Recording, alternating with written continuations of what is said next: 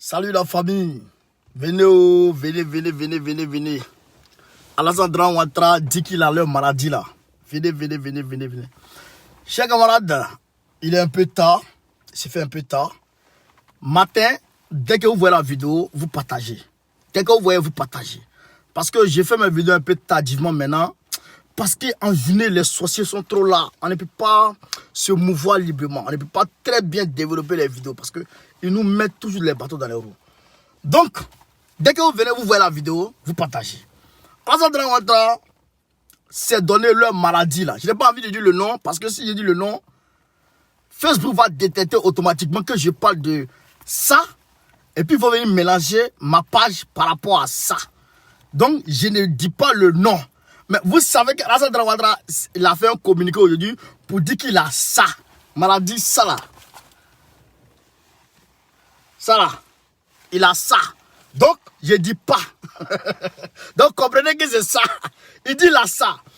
Bon. Quand Alassane Ouattara dit qu'il a ça, voici son communiqué là. Quand Alassane Ouattara dit qu'il a ça, c'est qu'en réalité, il n'a pas ça. Il faut comprendre, hein? Il faut comprendre quelque chose qui est très simple. C'est que si Alassane Ouattara vient, il dit qu'il a ça, c'est qu'en réalité, il n'a pas ça.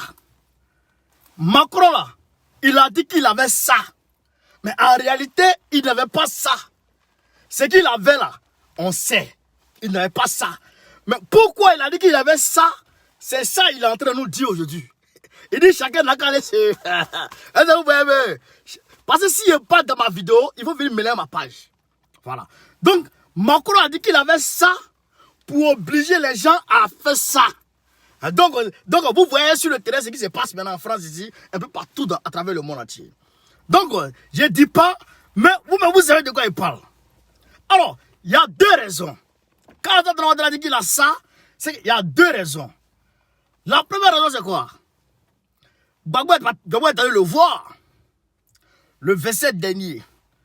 Le 27 de juillet dernier. Gbagbo est allé le voir. Il dit, Alassane Ouattara, il dit, j'ai posé un seul problème à Alassane Ouattara. Il n'a qu'à libérer mes gars. Il n'a qu'à libérer les prisonniers d'opinion. Alors, voyez. Alassane Ouattara n'a pas dit oui, il n'a pas dit non. Et Alassane Ouattara, Gbagbo a parlé aussi des exilés politiques. Ceux qui sont en exil, ceux qui sont contraints en exil. Parce qu'il a dit, il a souligné pour dire que un homme, un Ivoirien est libre de vivre où il veut. Comme bon le semble. Mais il ne doit pas y être contraint à vivre. Il doit avoir la liberté d'aller et revenir. C'est ce que Gbagbo a demandé. Donc, Gbagbo dit, il faut libérer mes gars. Mais vous savez, Alassane Ouattara, c'est quelqu'un qui est tellement hautain. Il s'est dit que si, de la manière que Gbagbo est allé lui demander là, si lui, le 7 août, il libère tout le monde, les gens vont dire qu'il est trop, il est trop faible. Ou bien Gbagbo a pris le dessus. Donc, il veut se cacher parce qu'il dit qu'il allait se confiner. Il allait se confiner, donc il ne doit pas rentrer en contact avec quelqu'un. Donc, qu'est-ce qu'il veut faire par la suite? Il veut zapper sur le discours du 6. il veut zapper le discours du 6. C'est-à-dire qu'il veut zapper le discours du 6.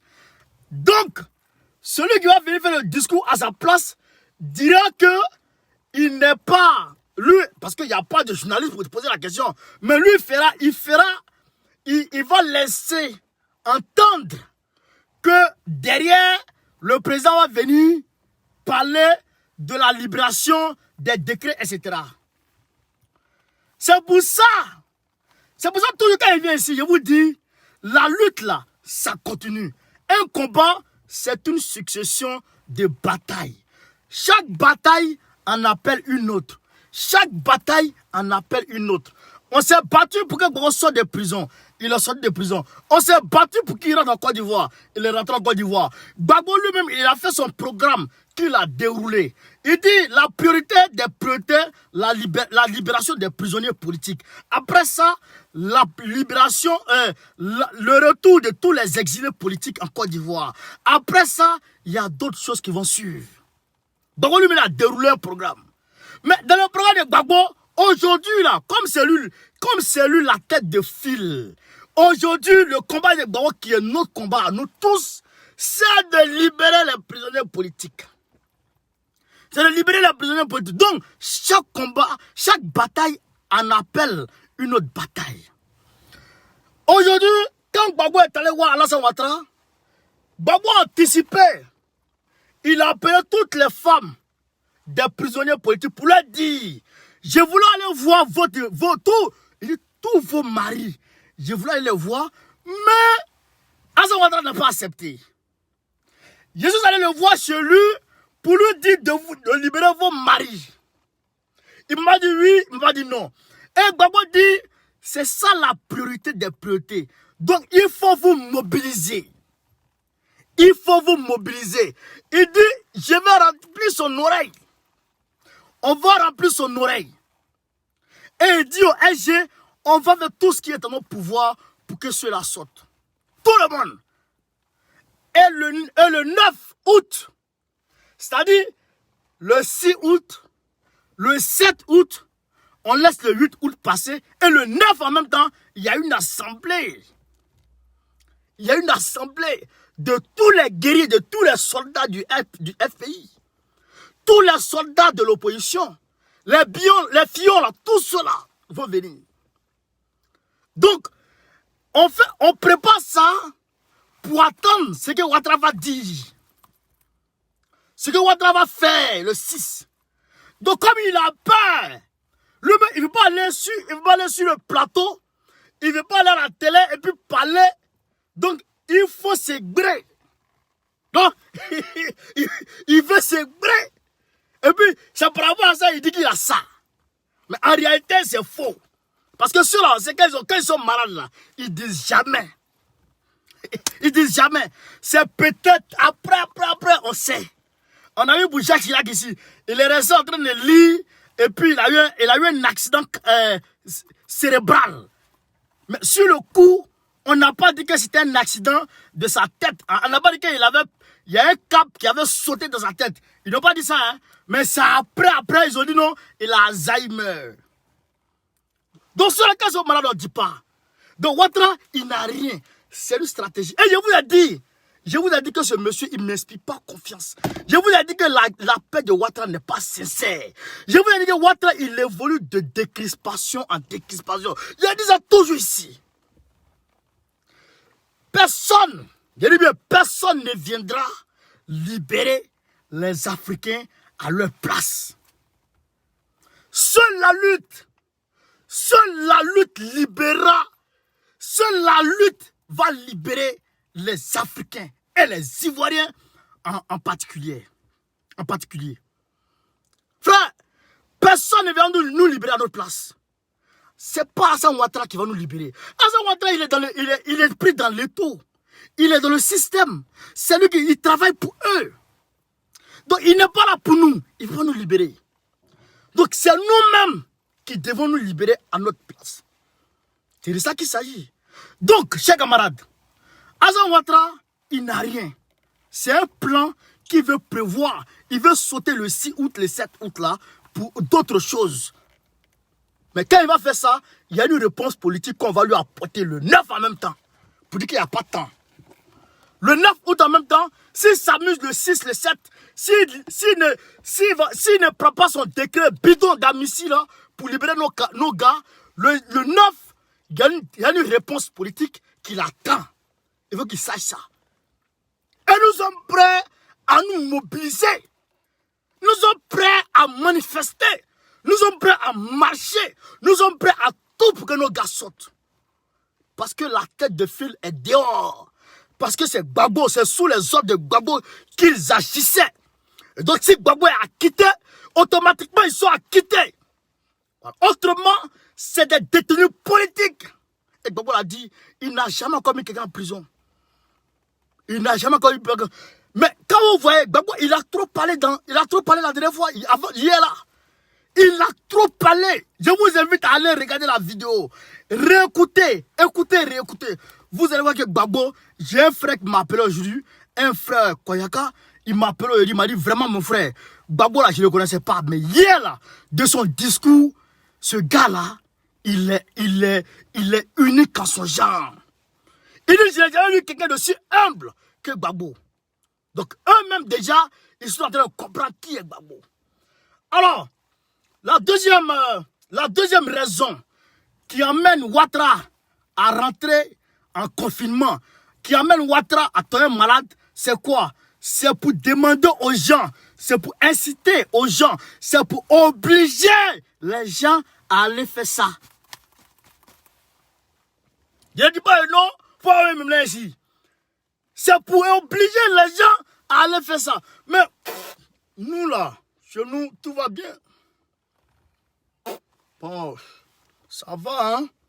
En tout cas, moi, ça va. Bon, je sais aussi que toi, Abdel Ouattara, toi là, je sais que ça va. Ma grand-mère là, elle vit là-bas. Hein?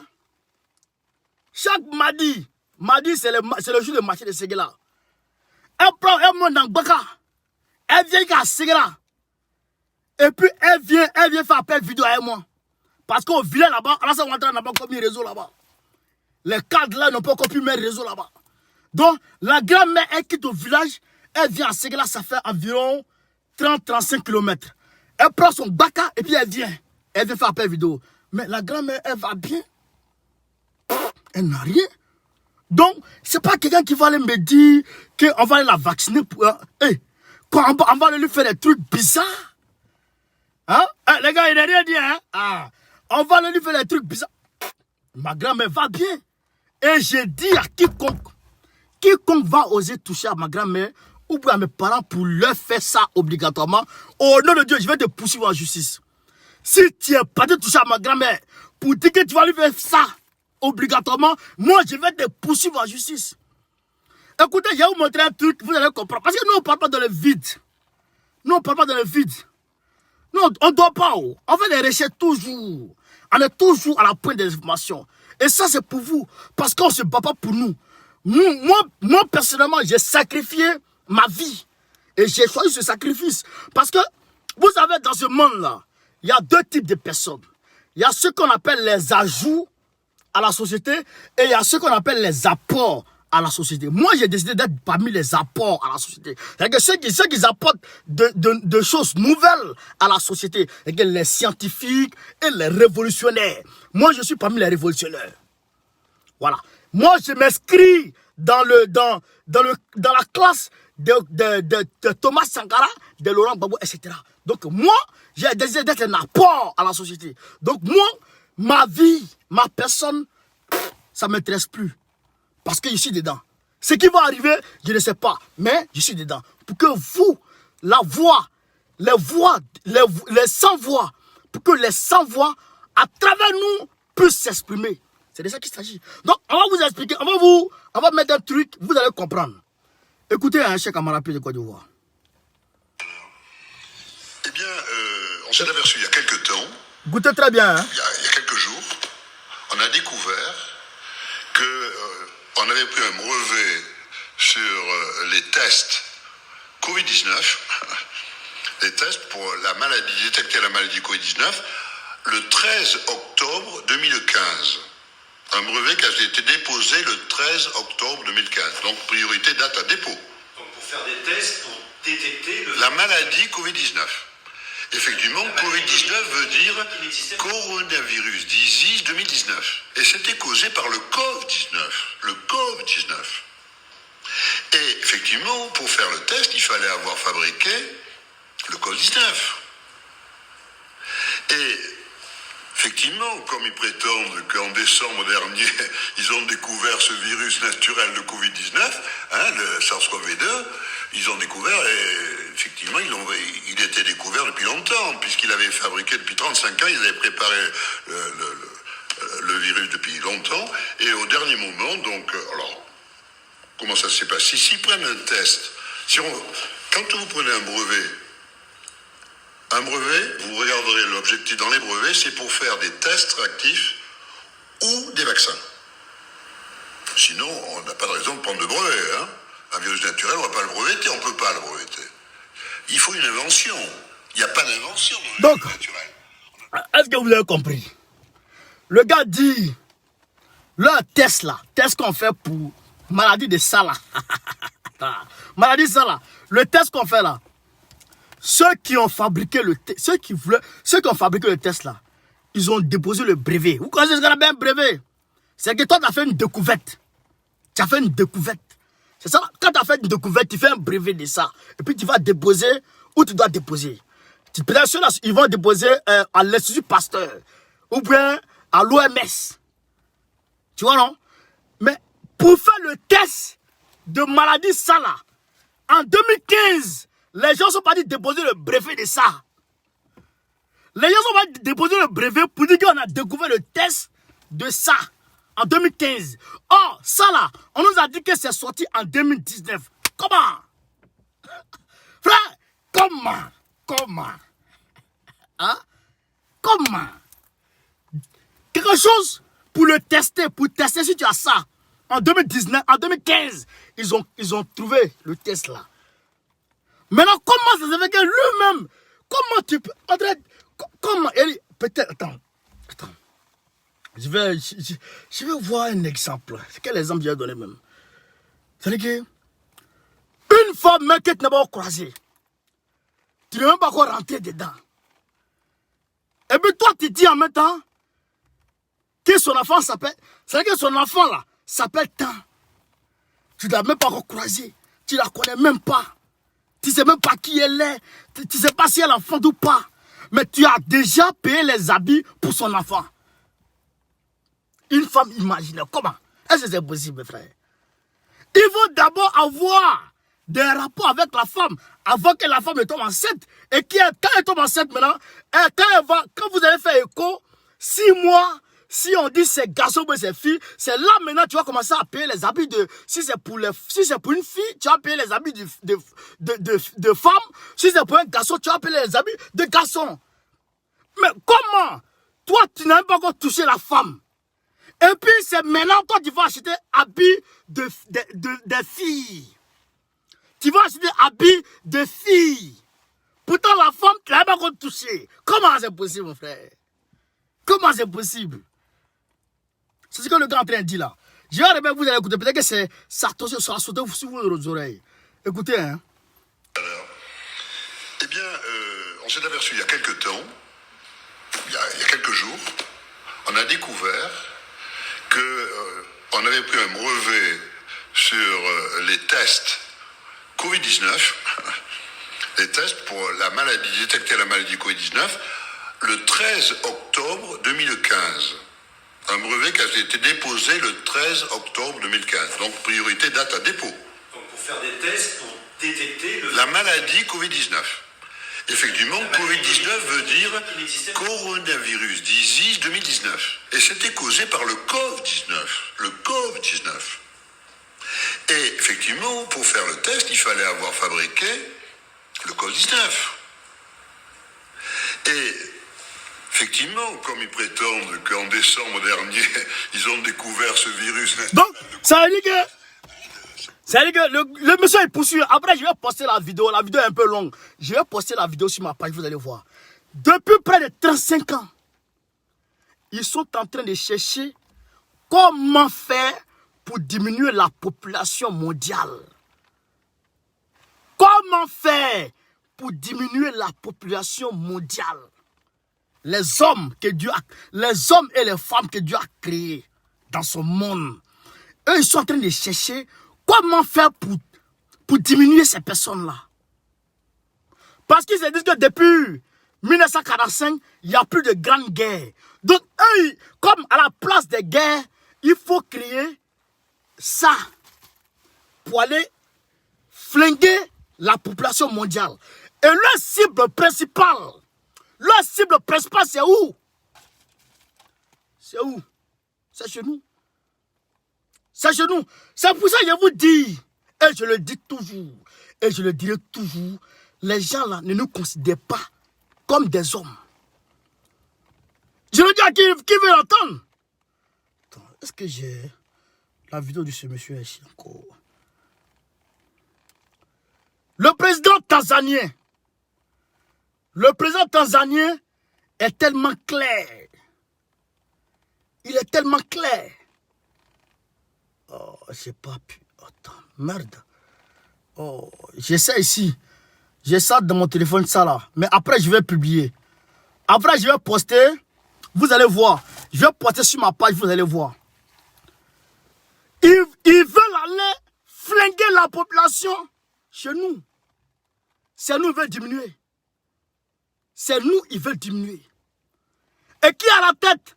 C'est Bill Gates qui a la tête de leur magouille. C'est eux qui ont mis les Macron au pouvoir. Regardez Macron, un homme qui se tient devant les gens, les êtres humains, pour dire que moi je ne trouve pas nécessaire de faire des enfants. Comment? Et c'est pour ça qu'il est allé marier une femme qui ne peut pas faire d'enfants pour lui. Donc ils sont prêts, c'est dans leur projet. Pourquoi? Parce que à cause de l'échauffement climatique, il y a des endroits ici en Europe, en Amérique et partout à travers le monde où il y a des territoires qui sont plus vivables. À cause de l'échauffement climatique, il y a des portions de terre qui sont en train de se faire engloutir par l'eau. Donc les gens ne peuvent plus vivre là-bas. Donc pour eux, la population mondiale est en train d'exaspérer, est en train de dépasser la terre de Dieu. Oh, il y a la terre partout. Frère, il y a la terre partout. Donc voilà les deux causes pour lesquelles Alassane Ouattara dit qu'il a ça. Parce qu'il travaille pour eux. Donc il fait en sorte que leur volonté soit faite sur terre. Et il veut nous emmerder avec le discours de ne pas libérer les prisonniers politiques. Donc, j'ai commencé le commencement, on est ensemble, prenez soin de vous. Gbagbo ou rien, Gbagbo ou rien, Gbagbo ou rien, Gbagbo Kafisa ensemble, ciao, ciao.